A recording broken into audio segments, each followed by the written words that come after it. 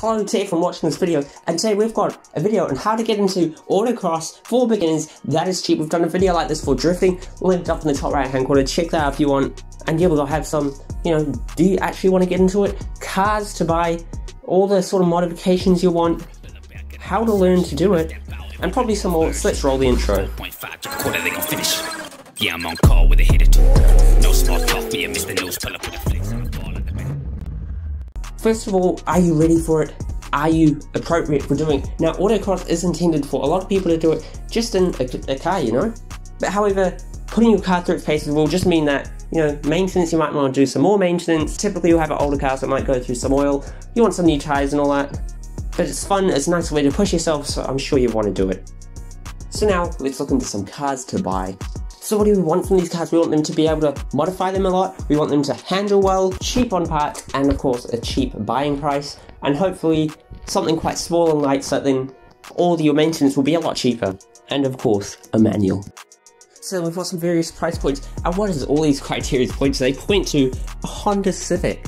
So right here I've got the EK sedan. It's very, very stock. It's $2,300 to buy now with 185,000 Ks, but it's a Honda, so they're pretty reliable, aren't they? Next up, perhaps you want an EG hatch. We've got a 93 here for 2,900 with just 250,000 Ks, and these ones probably look more sporty and yeah, just smaller, probably more chuckable. And the good thing with these Hondas is that they're really cheap parts, really good. Let's say with your wheels, if you're getting new tires, wider tires are still very cheap because they're only on like, 15, 14 inch wheels, and the mods, they actually do give genuinely good horsepower. I know someone, he had an EG hatch with a D14, that's a 1.4. It had, I believe, 90 horsepower from stock. All he did was a decal and an exhaust and an intake, and he gained 14 horsepower. He put on the dyno and he got 104 horsepower. It should have lost power over the years, and it gained 14 just from that with no tune. Really good. But yeah, they don't have a lot of power, probably 110 you're looking at the top for these Hondas, but it's fine because they're light as hell, man. Next up, you're saying rear wheel drive. There's another car that's pretty stereotypical. It's an MX-5. Here we've got one for $3,100 with 215,000 Ks. It's red. It's got its cam belt done and all that. Next up is the 92. It's black, $4,200 with 187,000 Ks. So that's pretty good. Again, cam belt and oil changes. We've got some nice seats in there. Perhaps you want something else that's for rear wheel drive. Something that's a bit more, I don't know, drive it every day perhaps. A BMW 318i here. It's only got 1.8. So yeah, it's kind of slow, but that's fine because it's a BMW and it's gangster and it's rear wheel drive. You could probably even drift this thing. It's $3,750. Overall, it's a tidy car. Next up, perhaps you want something that's actually fast. We've got a 97 E36 328i with the 2.8 litre inline 6. It's a convertible, $4 grand, 160,000 Ks. Pretty good. They're kind of saying it might need a new top, but yeah. Next up, something that's a little bit nicer to be in. You could drive it every day, but do not underestimate these things. We've got here the first generation Mazda 3. It's a 2004 to 2007 model. We've got here one 1.5, so it's about 118 horsepower. It's a manual with $3,000 price, 207,000 Ks, and literally don't underestimate these. These things handle really well. Back in the day, they're compared to the likes of the E46 with the handling. It's really surprising. Perhaps you want a fast one then though. We've got here a 2005, but it's a 2.3 manual, and it's got 225,000 Ks for $4 grand.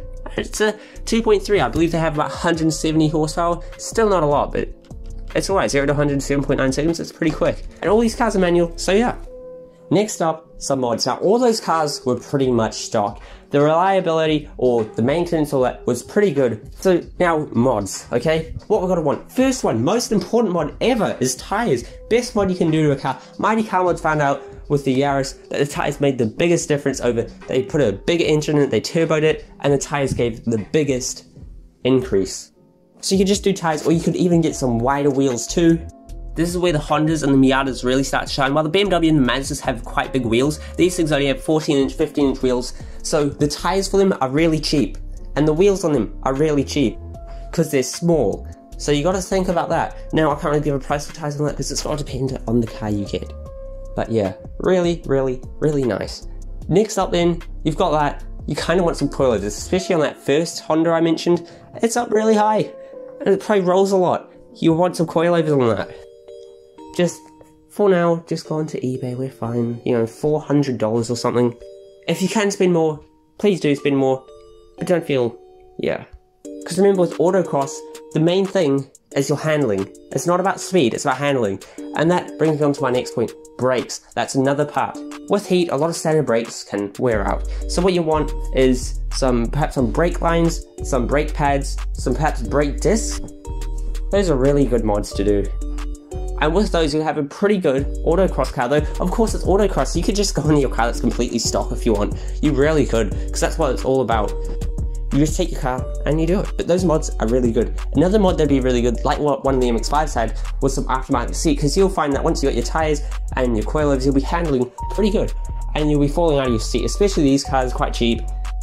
The seats aren't the best, so the Mazda 3s do have a really good seat.